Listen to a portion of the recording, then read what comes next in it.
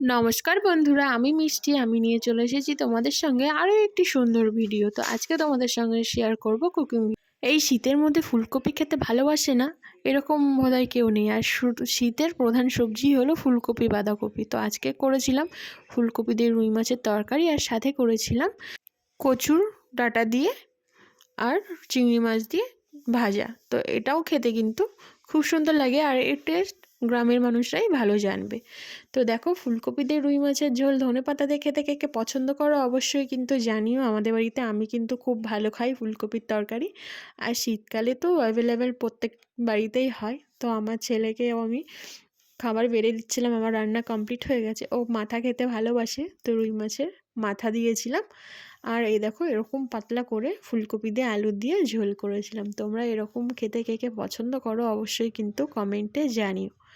আমাদের বাড়িতে আমরা ফুলকপির তরকারিটা বেশ সবাই খুব ভালোই খাই।